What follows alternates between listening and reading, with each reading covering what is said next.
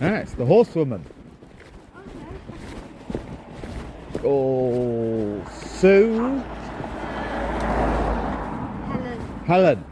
I should remember Helen because I know a few farmerish people called Helen. And what's your name? Simon. I'm leaving this place. Are you? I've been around here for about a year. I hate it. It's just full of Londoners. Well, you better go then if you hate it. Oh, no, well, there's nothing wrong with that. Nothing wrong. No, ordinary people end up getting stuck places. I've had to work. I'm going to work on a farm in the middle of Cornwall. Oh, are you? Yeah. Nice. Whereabouts then? Yeah, just kind of, it's kind of almost in the middle of nowhere. It's up beyond... Bodmin Road? Yeah, up towards Bodmin. Yeah. It's just so London here. There are so many damaged, runaway Londoners. You don't know because you're a woman. But as a man, you come up against them sometimes. These really nasty pieces of work. Psychos who have drugged themselves to absolute beyond it. No, I don't come upon them. They're here. I tell you that what I don't like is the I've got to be very careful how I put this. Yeah, I know. I'm not tarring them all with the same brush, but there's some not very nice Cornish farmers around. Oh no. But But where I used to live, it's like for many. I mean, I literally 30 years ran away to the middle of nowhere, and I understand how the farmers get bitter. Yeah, that's the exact word. Are you going out? When they're kind of plodding along and they've got to be up all night just to try and keep their tractor on the road, and then they see their lanes full of 75,000 quid clean people movers. I understand that makes them a bit over time bitter, because that's what happened where I used to live. You know, it's like, yeah, I've got to be up all night just to keep my flipping tractor on the road to bring in the harvest. You know, and all this lot. You know, because that's what incoming from the city wealthy people always does. You know, I get that, but no, Cornwall's just so full. I mean, like, you're looking after a campsite where, you know, you think you're kind of in a real sweet area, but because there's so much money in the land around, you've got dodgy people around who are, you know, they're freeloaders, but some of them are the dangerous kind from London, deep down, you know. And if they want something, if they think you're in the way of them maybe using someone for a big wad of money. Oh, they can get nasty. Nah, it's completely fake Cornwall.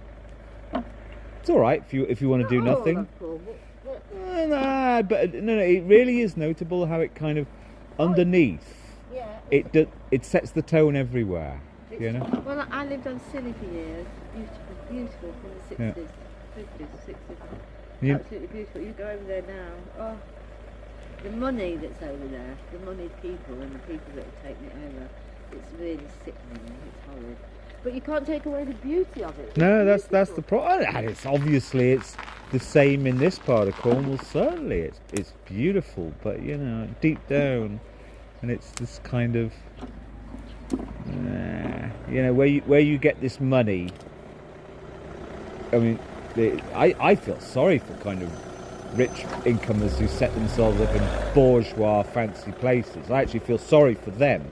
But the problem is, in their wake, you do actually have the quite dodgy hoodlums who are real, and you know, and a lot of them have guzzled so much cocaine over the years that they are actually dangerous. Well, I know there's a lot more around than we're all aware of. Yeah. Or that I'm aware of in my innocence. Yeah. There you go. There Oh well, you go. enjoy your little farmer's gate there. Bye bye.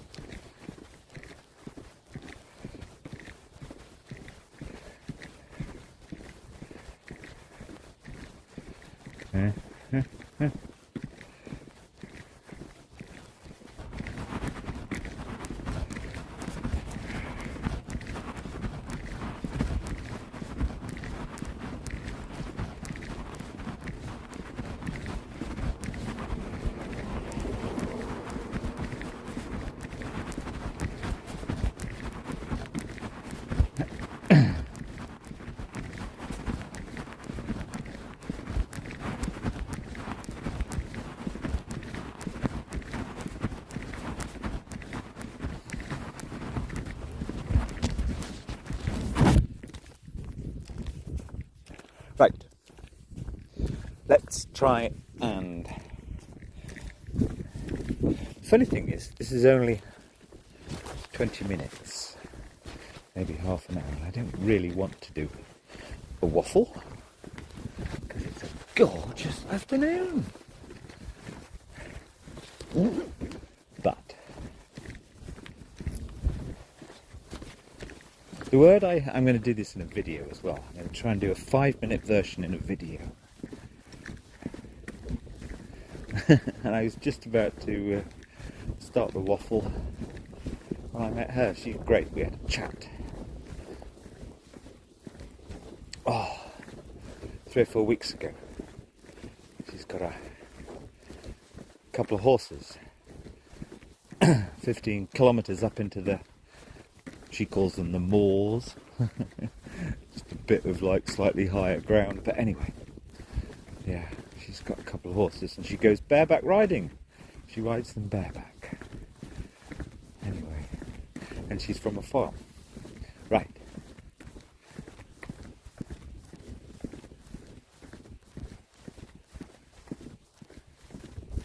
Summing up. But it's not summing up. It's 20 years, but it's really everything. If you're a younger person, under 50, and you wonder if modern society took a bit of a wrong turn. I just want to signpost one thing, really. But the thing is really that I've endured that, what in my opinion, I know it's a wrong turn. I could almost call myself slightly responsible, but that's not true at all. Right, I'm going to make the video bit. And if this phone works properly, when I make the video bit, it'll save this. Meaning it'll put it on pause.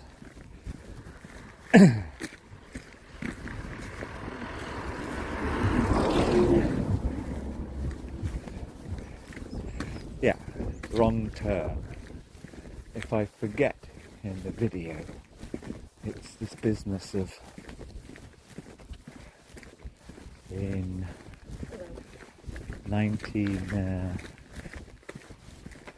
2006, so yes, there were, right, okay, let's start from the beginning. It's not a big waffle, except I have to say this.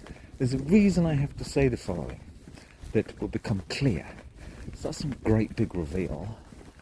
A year ago I was wandering and having some good eurekas, you could almost call them. But this isn't a great eureka. There aren't any great eurekas to life. That's the point. But if, right. I hate the word hate. When I use it, it's just a shortcut word for what is the better word. If I'm speaking with people, I will say this to them. Decry. But you can't say that to a lot of people, because a lot of British people have become weird and they hate anyone who tries to use more thoughtful words. They hate you for doing that. I decry that this, my material, is put on the internet. Now that sounds absurd. I wish we would have, and it's probably impossible, I wish we would have a kind of almost revolution as to this thing called the internet is merely yet another method of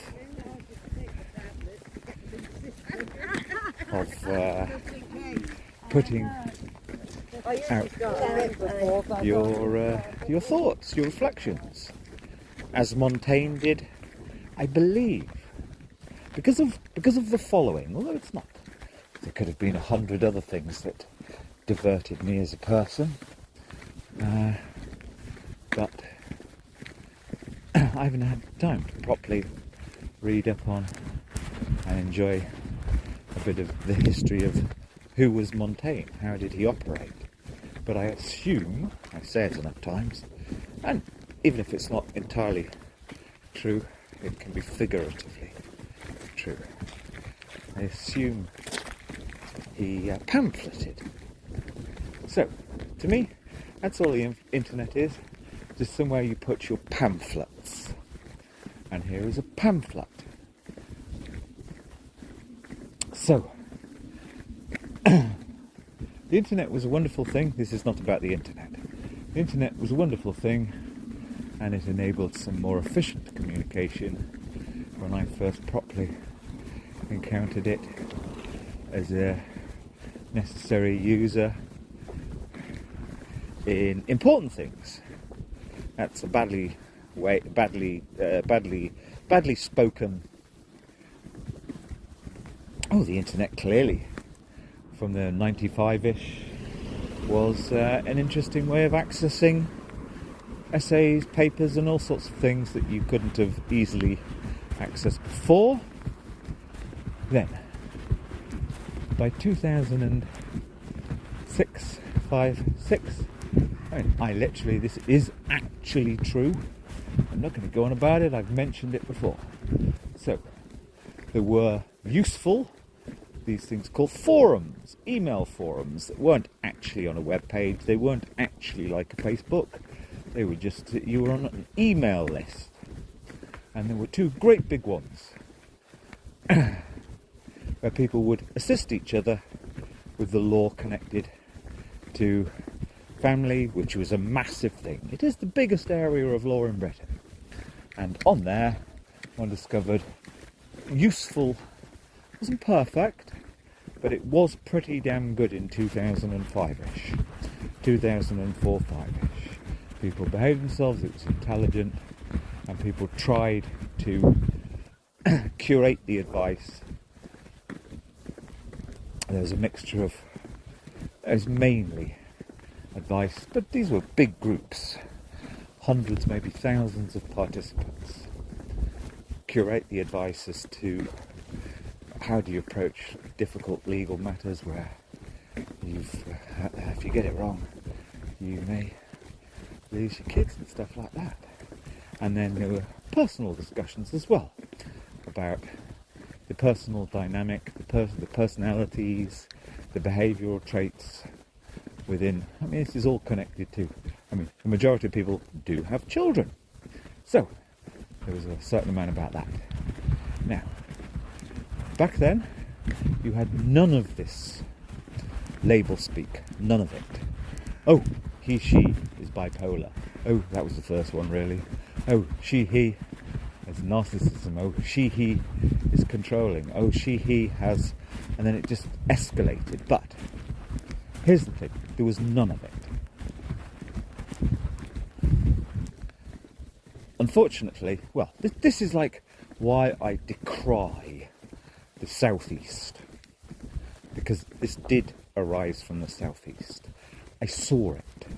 I was on certain forums. Then I happened to come along, and by accident, I did change it. Me alone.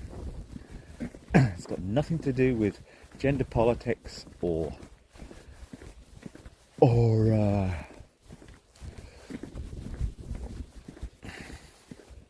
any specific kind of group, actually.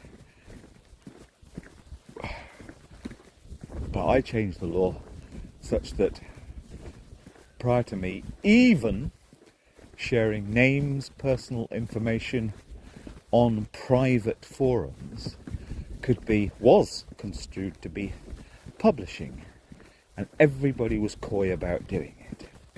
I came along and changed it such that people were freed up to use real names, speak about real people in a way that nobody ever used the information maliciously. We were all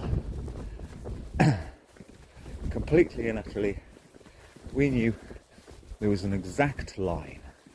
And this is hundreds, thousands of people. It never even had to be said. They didn't have to be moderated. Don't put information in that can be construed as malicious or even inadvertently damaging. Everybody knew where the line was. But they had to artificially gag themselves. I came along, changed this law. That's even in what's called private. And because of me, then there were more forums, which then turned quickly into Facebook as Facebook came along. It was just a more efficient way of putting this in, of sharing, of having these discussions. And it was entirely because of me, because everybody was restrained before I came along. And in fact, I completely and utterly alone licensed via my change Mothers for Justice to come along, who were great. When they first started out, Heidi Newman started it. I was in touch with Heidi quite a lot. Because of Simon's thing, we're allowed to speak more freely. We can have intelligent discussions about how people in authority persecute, almost always. Well, quite often it is malicious actually, but then there is also a fair bit of just ignorance.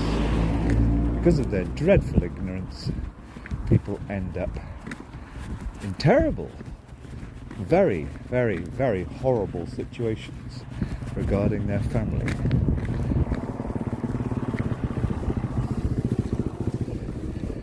And then, so, because I was the one who licensed it,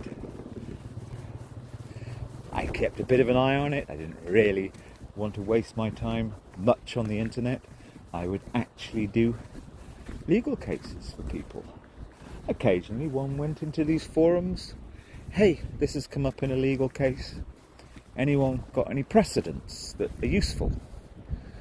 So it was a useful, and more often than not, no, but still, at least she's had some kind of, you could call it support or whatever. And then, 2008-ish, and I remember it. I remember it actually beginning. You started to get this, and I should imagine it was, I mean, the initial forums were a bit more for fathers, but no, it doesn't matter. It's all the same. It's well understood that, in fact, these laws ended up damaging mothers, or the way the authorities acted towards people ended up damaging mothers. A bit more in a way, but right, getting to the point. I'm going to take my little film in a minute. I must remember I mustn't forget my themes to go in my little bit of a film. I'm a bloody moron. I forgot to have lunch.